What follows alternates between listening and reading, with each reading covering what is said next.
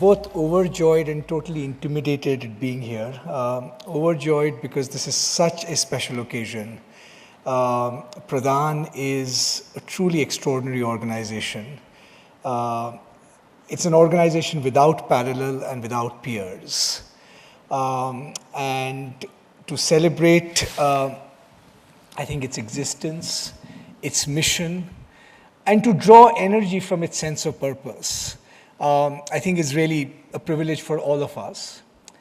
When I look around this room and see the extraordinary young people in this room who have combined hope, idealism, a sense of purpose and commitment, have made real change on the ground. This is the astonishing set of qualities that it takes to be successful, right? Under very difficult conditions, literally working in places where no one goes, right? At least in a metaphorical sense, if not in a literal sense. This extraordinary talent, courage, commitment, exemplariness, I think is a source of great pride. And frankly, I'm just completely awed by it. If you were to draw up a list of maybe 100, 150 exemplary individuals in India, working in different fields, and these days it's very hard to draw up lists of exemplarity. I think it says something about the moment. But if you were to draw up such a list, I think an astonishing number of people on that list you will find will have been associated with Pradhan, are associated with Pradhan, and are in this room present. So I'm deeply grateful, and as you can imagine, also intimidated for that reason, because I'm not quite sure what a pedantic academic is doing in such an exemplary gathering.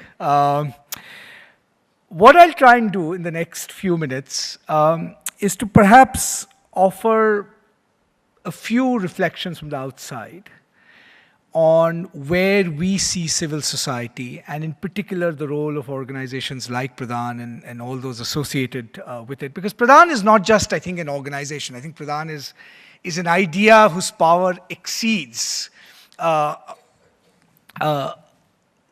reach of its organization. And what are some of the challenges such an idea might face in the near future? Now, to most of us outside, I think, the civil society sector, the great power of civil society has not been just what it does on the ground, which I'm sure you've heard about over the last 2 days, which you'll hear about during the course of the day. And you literally, all of you, have reached millions of lives in ways in which almost no other organization could have, right? That fact has been demonstrated. It's in plain sight for everyone to see, right? But as I was thinking about this occasion, I was asking the question, how would India's development trajectory have been different if the ideas that Pradhan stood for, right, had become central to our developmental imagination at the level of the state, at the level of society in general, right? And one of the most sobering lessons, I think I came to by asking that question, was that while we have appreciated what Pradhan has done on the ground, right, we have not taken the lessons that Pradhan offers to heart. And I will just give one example. Right? Think of all the areas Pradhan has been absolutely astonishing in. First and foremost, gender. Right? Pradhan was a revolutionary force in thinking about the salience of gender to development. Right? 20 years ago, we used to say there are only 4 pathways to development: education, education, education, education. I think what we are beginning to realize, if you were to ask that question now, it has to be gender, gender, gender, gender, right? No matter which way you cut the story, right? No matter which way you cut the story, right? There is absolutely no question about the centrality right, of gender, whether you're thinking of economic development, whether you're looking at political participation, whether you're looking at changing of social mores.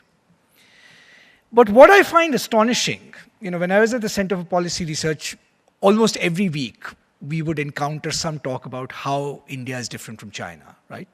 How India is lagging behind China. The India-China comparison is a stock comparison.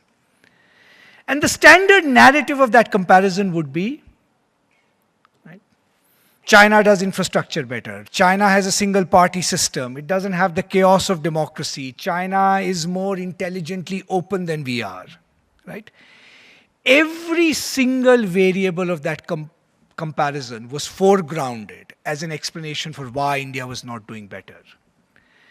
But the most obvious difference between India and China, which is actually on gender, female labor force participation of an order of magnitude, right, that we can't imagine, was never ever mentioned, right, as the most plausible explanation for why India was falling behind China. India's workers are not less productive than China, right? Indians are not less intelligent than Chinese. God forbid, we also once in a while get things done, right? None of those explanations are true, right? But the one single fact that really jumps out at you, right, is the fact that personal agency and labor force participation in China is of an order of magnitude higher than India's. Now, this is a very elementary fact about development that was inscribed in organizations like Pradhan, Seva, others, right from the beginning, right? But what is disappointing is that this fact is still treated as a kind of sectarian fact. Oh, gender is another one of those social sector things we will get to, right? Okay. So if India had mainstreamed what Pradhan had thought of 25, 30 years ago, our priorities would have been different and we probably would have had much more success, right? I think in achieving what we are trying to achieve as a nation. And you can go down that list. Microfinance, right? Something Pradhan, and again this sector has been associated with in different ways. Building capacities, something Pradhan was fundamentally or is fundamentally oriented towards, right? In almost any other organization, if you're running a business, the first thing you will ask is what are your human resource capabilities? If you're running a university, sometimes even we ask, what are our human resources capabilities, right? The one question we never ask in the state, right? What are the state's human resources capabilities? The one thing we never ask when we engage in abstract debates about states and markets, right? The dominant debate of the last 20 years, what is the appropriate role of the state? What is the appropriate role of the market? But the underlying question that lies behind it, no matter what your ideology, maybe you're a believer in state intervention, maybe you're a free marketeer, but the elemental question, right? What would be the kinds of human capabilities that would be required to make either a market success or a state success, right? It's a question that has entirely escaped us, right? And in building this extraordinary cadre of people that Pradhan is building, it foregrounded that question, right? So instead of asking the question, right, first, what should we do? If we had asked the question as Pradhan did, what would we have to place on the ground? What would be the human resource prerequisites for doing all of these things? We would have been in a very different place, right? So I think one of the challenges for Pradhan, I think is, and this is not Pradhan's fault. I mean, I think it says as much about the rest of society as it does about Pradhan, is to no longer think of the civil society sector as a sector, no longer think of it as a bunch of practitioners who are bringing about change. All of that is undoubtedly true, right? But its lasting impact is to generate those ideas and forms of imagination that need to be mainstreamed in knowledge. This distinction we have, right? Academics produce knowledge, NGOs implement them, research produces knowledge, practitioners go out and apply it. Not only is this distinction misleading, it is actually profoundly false and dangerous, right? Because one of the lessons, I think, from the experiences of Pradhan is that unless you are embedded in those specific contexts, you're not going to generate even the kinds of knowledge practices, right, that you need to chart out a roadmap for the rest of the world, right? And I think that's been Pradhan's signal contribution. Pradhan is not alone in this. I think that has been the signal contribution of many organizations in civil society, right? But I think somehow when we conceptualize them, it's the fault of us academics, it's the fault of the state machinery system. We don't think of these as knowledge practices, right? And on every single one of those knowledge practices that organizations like Pradhan, Seva, and others have foregrounded, they have been more right than academics were right or the state was right, right? So I do think on this occasion, you do deserve a round of applause and congratulations for that, right? Okay. Now, where does civil society stand now, right? And I'll be very brief on this. How do we think of the future of civil society in organizations like Pradhan, right? I think it's fair to say that we have a rather paradoxical attitude to civil society, right? On the one hand, I think most of India is convinced that civil society can do the job of the state. Now, I myself personally find this a somewhat dangerous belief to hold, right? But there's a specific sense in which the role we expect civil society to perform arises out of a profound sense of state failure, right? And that's, I mean, in an ideal world, I mean, just to be provocative, in an ideal world, you would not need too many pradhans, right? If you know, right? Yeah. So at one level, for most of us, civil society has been thought of as this sphere where, look, states have failed. There are also deep market failures. There are things markets are simply not going to deliver, or even if markets are going to deliver, they will require some bridging conditions like finance and so forth, which civil society can fill in, right? Okay. And to that extent, the last 10 to 15 years has been an astonishing time for the growth of civil society. We read those statistics up there, right? One NGO for every 500 people, right? Which is, at one level, a testament to our faith in civil society.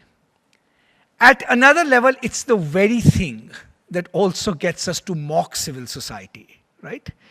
That kind of sneering view. So many NGOs, right? What's the problem, right? I think the tough question we have to ask ourselves is, why do we have this paradoxical attitude to civil society, right? Why has it been so easy for us to say both that civil society is indispensable, but that it can be marginalized and ignored very easily, right? And one example of this, which really worries me, I think, in some senses, which is the last 15, 20 years have been an astonishing time for experiments in education, right? Anurag is here. I think he knows more about this than almost anybody else. It's been an astonishing time for experimentation in things like the health sector and so forth, right? There seems to be complete consensus that India needs to get health and education right as an enabling condition for everything else, right? Yet you look at this year's budget, as proportion of GDP, education expenditure is falling, not rising. There is only a marginal increase in expenditure on health. And the question this raises for us is, despite the fact that civil society has been so active in this area, despite the evidence that we have that at the level of individual demand, right, health and education are no longer issues about which we say there's no demand. I mean, 20 years ago, we used to debate these things in Indian education, right? Where is the demand for education, right? So you have the two most propitious conditions. And yet, structurally, there is a slide backwards in thinking about health and education.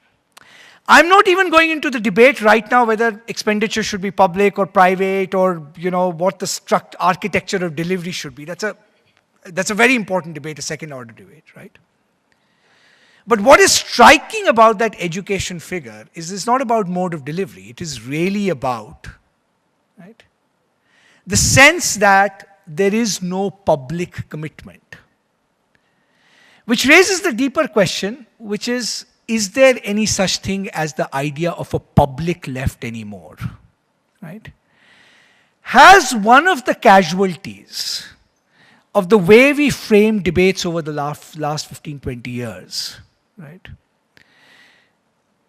has one of its casualties been that a confidence that there is such a thing called the public, that there are such things called public goods, right? Which at some point will have to involve the state? Has that idea been eviscerated by our own skepticism? Have we been too clever by half, right? And the skepticism had two sources, right? One source, familiar source, is of course the skepticism from free marketeers, right? Where the idea was, if you simply got the state out of things, things would be fine. Right? We know how dangerous that proposition is when it comes to health and education. But I think somewhere, it's an interesting question to ask whether the nature of our civil society and social movements unwittingly also, right, lend credence to this idea that there is a set of organizations, a set of practices that could in some senses displace the state, right? Because we all thought we were compensating for state failure, we actually managed to convince ourselves that as a country we could continue to live with state failure, right? The kind of, and I must say this if I look at our own students, right? The extraordinary hope and vitality that civil society ignites in them, with all its problems, right? And yet the minute you talk to them about the state, right, I think most of them roll their eyes in a certain kind of measured skepticism, right? So I think the question for us is going to be, if the goals of Pradhan are going to be sustained, if the objectives of development are going to be sustained, right, how do we reconnect civil society back to the idea of a public, as opposed to the civil society being a disparate collection of organizations, each strategically working for its own goals and achieving a lot, right? But achieving it in a form where the dominant paradigm, the framework of development,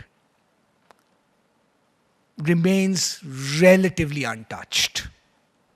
Right? The second challenge, I think, and this follows up from this, which is from the side of the state, if you look at it. It should worry us that the state finds it so easy to colonize civil society, right? This room is full of incredibly courageous individuals, incredibly inventive organizations, right, that have charted out new destinies, affected the lives of millions of people in different ways. Yet, it has to be said, this is a moment where civil society is precarious. And civil society is precarious in a number of ways. It's precarious in terms of a regulatory framework, right? The democratic clamor for accountability, right? Accountability is almost always accompanied by bureaucratization. You cannot imagine accountability outside of that space in a systematic sense, right? The democratic clamor for accountability will be used by the state. That legitimate clamor for accountability will be used by the state to create regulations and regulatory frameworks that are going to colonize our organizations and functioning. There's no question about it. I know in this room there's a lot of discussion, for example, about FCRA rules. And the issue is not foreign funding, dependence on foreign funding or not. The issue is, why does society think that civil society is even more untrustworthy on this matter than political parties are or corporations and organizations are? Right? Okay. So the clamor for accountability, I think, is only going to grow, and I wish I could say that this was just an artifact of this government. There's a particular intensity to the ways in which laws and regulations are being used in this government. But let's face it, that basic architecture and framework, right, which says that civil society, presumption of suspicion until proven innocent, right, that presumption still remains very high, particularly in government circles, right? And I think we will have to imaginatively respond to it, not by negating the premise, right? Because often in these situations, our instinct is to say that any demand for accountability, right, is some perhaps covert scheme to control us, which it often is, right? But by leveraging the kind of exemplarity that organizations in Pradhan bring, right, to show that there are diverse forms of accountability already in operation, right? If you think of organizations like Seva, if you think of organizations like Pradhan, right, what is the other big contribution they have made?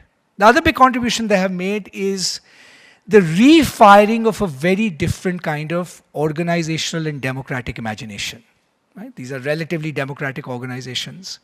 They show that a certain form of collective decision-making is possible.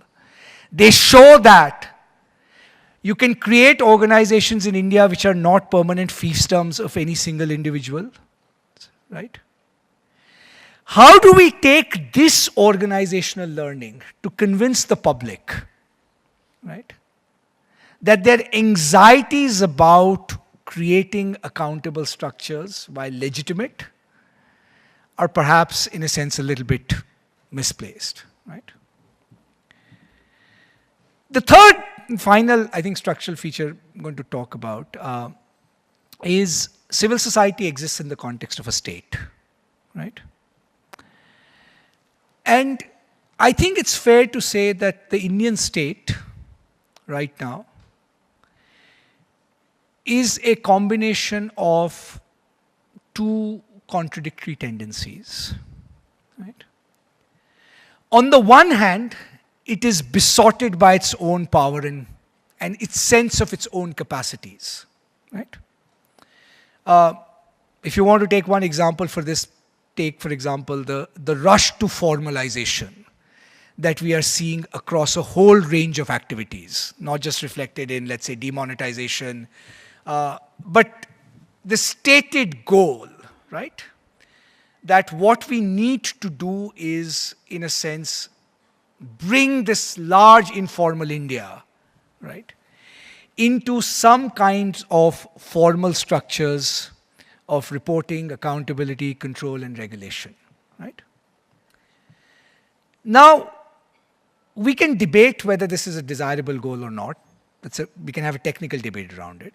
But what's interesting about this formalization and the way it's being conceived of is that there's a kind of conceit at the bottom of it, which presumes that the state has the capacity to manage this formalization, right? And that's the paradox of the state, right? Which is, on the one hand, it is an astonishing low capacity state, and a state whose capacities are diminishing in key areas. About diminishing case, of course, you can think of areas like law and order and so forth. But by diminishing, I mean just in terms of processes. 10 years ago, I used to be confident that I knew how Government of India works in terms of formal processes, right? Who signs off on what, who has authority on what, as frustrating as that process was. I honestly don't know what even the form of government is now, right? If you look around you, that's the fate of almost every Indian institution. So what would happen to a society if a state came with this dual conceit, right? This, on the one hand, this conceit that it can formalize everything, right? And on the other hand, let's put it this way, not even a minimal lack of awareness about its actual capacities to be able to do so. We are seeing this, for example, in the Aadhaar debate, right? Again, I'm deliberately not going into the substance of whether you're for Aadhaar, against Aadhaar, right? Okay. Now, this project of formalization, I think particularly for civil society and those engaged with livelihoods, I think is going to be a formidable challenge. It's going to be a formidable challenge because of the following reason. One of the advantages of informality, right? Whatever its delivery on inefficiency grounds, other grounds, we can debate that technically. But one way of thinking about informality is that informality means that the entry barriers to participation are actually very low, right? So if you have an informal manufacturing sector, somebody can weld something in their backyard, may not be 5-star quality, but there's something. You can sit by the road, sell something, right? I suspect you have seen a lot of social stability in India, despite all the political conflicts and so forth. Because informality meant that people could enter the system at different price and regulatory points. They were not productive, they did not yield high incomes, but you could actually participate, right? What formalization by its very structure does is raise the bars for entry, right? Okay. And the risk is, particularly let's say for people working in livelihoods, and the pressures for formalization will come from different directions. I mean, environmental regulation, for example, is a good sort of wedge into formalization. One of the reasons you might want to regulate even the tiniest of enterprises, right, is using the wedge of environmental regulation. But what formalization risks, if done prematurely, if done without proper state capacity behind it, is it risks creating a genuine dual economy, right? Where the threshold of being able to participate in any economic activity becomes so high, right, that you cannot actually achieve that threshold at the level of support, skills, and so forth that we have currently, right?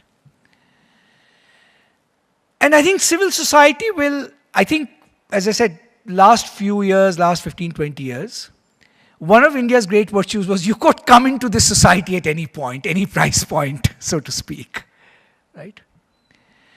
But if the state really does manage to raise the entry barriers, what kinds of organizations you can set up, what kinds of enterprises you can set up, right? Right? Then I think it's going to pose a very different kind of organizational challenge for those of us thinking about livelihoods, right? Because it's very clear that the prospects of formal job employment, that classic transition, everybody will move to high wage paying formal jobs, that is still such a distant pipe dream, right? That all these kinds of intermediate measures that around livelihoods that organizations like Pradhan have pioneered, right? Self-help groups, micro-enterprises, all of that. I suspect the regulatory scenario for them is likely to change over the next 5-10 years in very unexpected ways because of this push for formalization. Right? So, in short, we are at, I think, a conjuncture where the assumptions that we operated on, a relatively benign environment for civil society, right? A relatively fluid relationship between civil society and state, the ability to be able to enter into this system in lots of different experiments and organizational forms, right? I suspect that scenario is probably going to get tougher. And if you lay on that, and this is absolutely the last thought I want to share with you, which is, so I did a survey of our students, informal survey, it's not a scientific survey. What do you expect of civil society? Right? These are young people who are looking to be the next, many of them hopefully will join Pradhan at some point, right? And you know what was striking this time around, and maybe it has something to do with the recent events? In the 19s and 20s and 30s, when people thought of civil society, they thought largely of social reform. Because there was a deep understanding that India's profoundest failures are not state failures, not market failures, those we can diagnose. They're not even organizational failures. You have examples of success. The deepest and most profoundest failures are social failures. Right? What does it mean to interact with another citizen on some minimal basis of reciprocity? Right? What does it mean to overcome a society that has known the vilest forms of inequality any human civilization has ever invented? Right? What does it mean when 50% men can say it's okay to beat your wife? Right? And if you look at contemporary India, almost all our weaknesses and pathologies in some senses are deeply related to social failure. Social failure is harder to think about. It does not lend itself to administrative intervention very easily. Right? Sometimes laws help, often laws are counterproductive. Right? It does not even lend itself to experimentation that easily. Right? It is the kind of social reform, right, which our national movement at some point had thought it would do and then kind of gave up on the project, right, that requires a deep transformation of our sense of self and its relationship to others. Right? India is a society undergoing rapid transition, and every form of social conflict is going to get exacerbated. I have no doubt, for example, that I think the axis of conflict between sort of Dalits and Savarns is only going to intensify in years to come. Now, some of that is a good sign. A lot of that is a good sign. It's a sign that political empowerment is happening. It's a sign that political change is taking place, right? Right? But as a society, we'll have to see how do we emerge at the other end of this churn in a way that redeems the fundamental social promise of reciprocity and dignity. Gender, the theme I started with, right? A classic case of social failure that's not going to be corrected only by state intervention on markets. The forms of civil society that we used to think will address the question of social mores and norms, family structures, religious organizations, those are becoming increasingly broken and pathological, right? If you talk to young people in India, apart from their anxieties about jobs and their idealism about wanting to change the country, I think that the other big crisis they are facing, right, is this crisis of identity in some deep sense, right? What does identity mean in the context of deeply changing social norms? And I think society will increasingly expect civil society to take up that older form of engagement, which we have been a little bit skittish about. We thought, this is sort of somehow indirect means of attacking it. If we bring about economic change, social norms will change. Actually, they could change, but they could also change for the worse, right? Right? I think society will increasingly expect this from us as civil society. Because there is no other space left where the question of how do social norms get reproduced can be adequately addressed. Our education system is failing at it miserably. Right? That would be the most obvious site at which to do it. Right? And one of the big advantages that organizations like Pradhan brings, apart from the technical skills and so forth, is not just the fact that you are embedded in societies, but the sensibilities of the people that you have gathered are best suited to this kind of a conversation. A frank conversation about what makes for social failure and how do we overcome that. I think the debate about states and markets will it'll take its own course, right? If we look at conflicts emerging in India, conflicts can take two forms. Conflicts can take an overt political and social form, riots, dharnas, political protests, elections. That stuff will happen, go on. But sometimes societies undergoing change and conflict, that conflict turns inward. It takes on a kind of pathological, self-destructive form, right?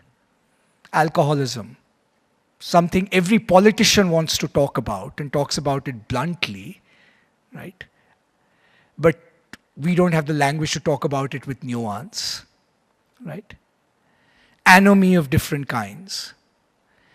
And there is a risk, without being alarmist about it, that the kinds of frustrations we are seeing in our political life, the lack of a coherent political narrative that excites young people, right? Because it gives them a sense of purpose, that collectively we are going somewhere, that may manifest itself not in traditional forms of social conflict and social movements, but in exacerbating social failures and social pathologies. And I can think of very few organizations and associations, other than organizations like Pradhan and Seva and so forth, that are well equipped to undertake that conversation. So if India has survived the last 25, 30 years, it has been because organizations like Pradhan have put their finger in the dike, as it were, right? To make sure that there are sources of hope, there are new knowledges being produced and new experiments being carried out, right? But I think the nature of the challenges that we see, right, will require many more Pradhans, and it will require us to mobilize the rich psychological and sociological energy that Pradhan brings to all its endeavors. Gramsci once said famously, that in dark times one should have pessimism of the intellect, optimism of the will, right? Academics usually represent the pessimism of the intellect. But I think we can take heart from the fact that the optimism of the will is so alive in this room and will demonstrate that yes, we can.